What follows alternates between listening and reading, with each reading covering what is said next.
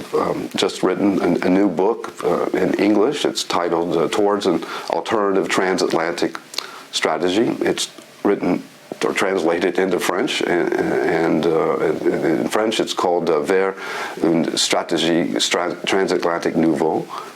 And I think this book will really rethink the U.S.-European Union relationship in a way that we can begin to resolve the various crises throughout the world, all the way from global warming to the Russia-Ukraine crisis, China, Taiwan, Iran. I tried to develop a global strategy where the U.S. and European unions, for the first time, really work together to resolve these issues, because the time is mounting. We need to engage as soon as possible, and moving towards U.S. and European unity will, at least in policy, will begin to resolve a number of problems, not just on the international level, as I've mentioned, but also the domestic questions of democracy as well. We need to stabilize our democracies and reform them deeply.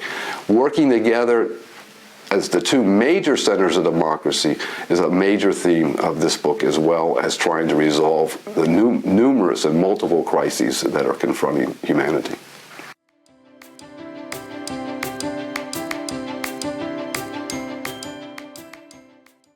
My name's Hall GARDNER.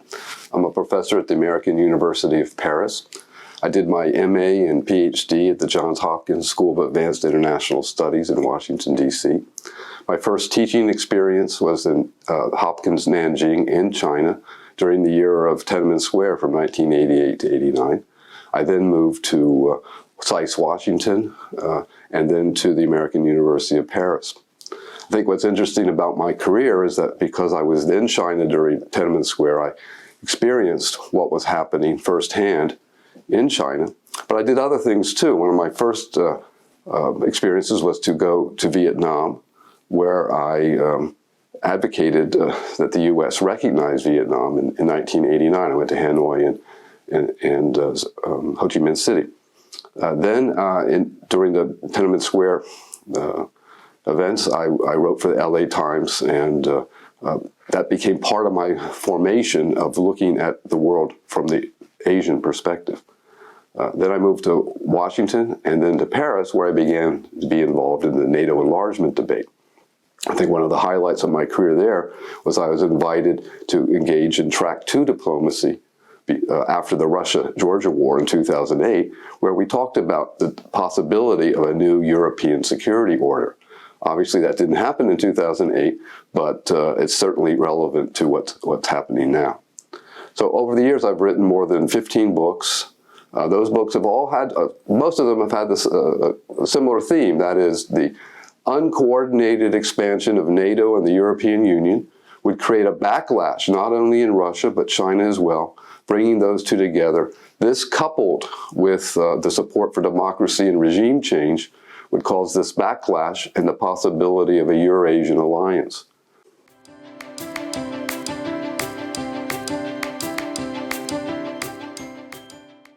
It is definitely that the Americans are polarized, that Republicans and Democrats are totally polarized on primarily domestic issues, even though there's disagreements over issues involving climate change and energy use.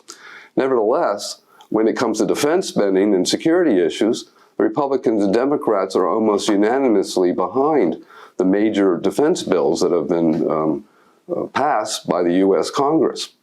In fact, just in the 2022 National Defense Authorization Bill, the Biden administration proposed more than Trump had proposed the year before, but the Congress proposed more and passed more than Biden had proposed.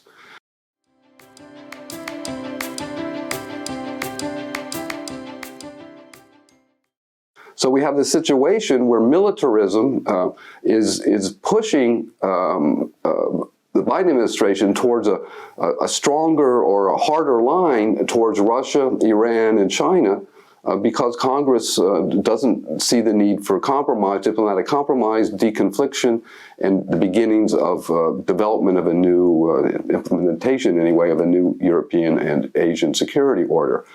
So this is what worries me, is this militarization that seems to be bipartisan. And in fact, and looked at the Senate vote, more Republicans have voted against the defense spending bill than Democrats did. So we have a real issue here. Not only do the Americans have to talk more with themselves to get this polarization somehow reconcile it, but we also have to worry about how we're going to deal with Russia, China, Iran, and the other countries that are literally beginning to unify against us.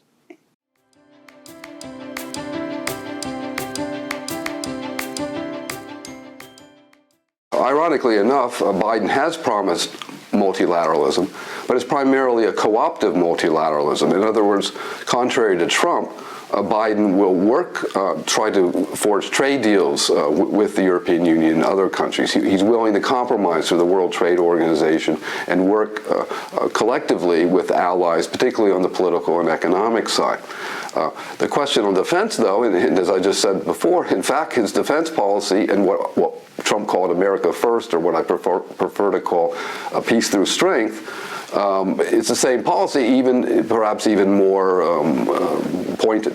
That is to say, as I just said, the defense spending bill is much higher than Trump's, and furthermore, he has taken aspects of Trump's policies and magnified them. So one, he's continuing with, as I said, peace through strength. He's strengthening the Abraham Accords between Israel and the UAE and linking Saudi Arabia in those. And he is tougher on Taiwan in some ways than Trump. And though he is trying to make a deal with Iran, there are many factions in Congress that are trying to block any sort of deal there. So though he's softer on Iran than he is than Trump was, this is not necessarily ending in the right outcome in terms of a reconciliation. So he's tightening the alliances with NATO. He's stronger on NATO than Trump was, but he's trying to pull Sweden and Finland into a closer relationship with NATO. At the same time, he's building up alliances with Japan, India, and Australia, in which he really followed through on the Trump policy to sell nuclear submarines to Australia rather than French-made diesel submarines. And this, of course, has alienated France because France has a role in the Indo-Pacific, and this is seen as a unilateral action that's cutting the French out. The question remains, though, he has promised relentless diplomacy. So is this peace through strength policy doctrine really aimed at putting pressure on Russia, China, Iran to reach a real compromise, or is he trying to, as I said, co-opt the Europeans, the Japanese, the Indians, and Australians into a policy that will further antagonize the global system? So what I've argued in my book is we need an alternative global strategy that really engages relentless diplomacy, that begins to transform our relations with these so-called authoritarian states.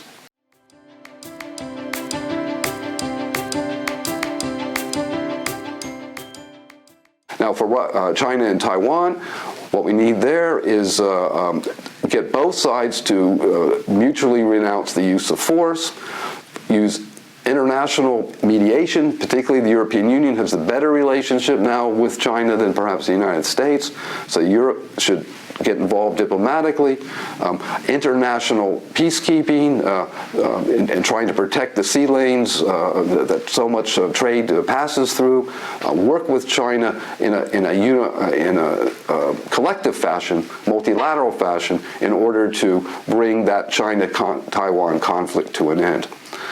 So I've already mentioned Iran. Also, multilateralism is actually key to ending that dispute as well. And if we really engage in peace, then the pieces will begin to fit together. So what I call the development of regional peace and sustainable development communities. This is an idea where we look at the Black Sea, we look at the South and East China Seas, we look at the Middle East. We find areas where countries can work together to develop sustainable energy and work and other sustainable products that we can can sell on the international market. There's two reasons for this. One is the obvious reason to end the climate crisis, try to reduce global warming. The other is in the immediate self-interest of both the United States and the European Union, and that is to try to reduce the flow of immigration to both countries through the development of Central America, through the development of the Eastern Mediterranean and regions surrounding Europe and the Middle East. The United States and European Union have to work together for the first time. They really haven't been doing that ever since the end of the Cold War, even during the Cold War.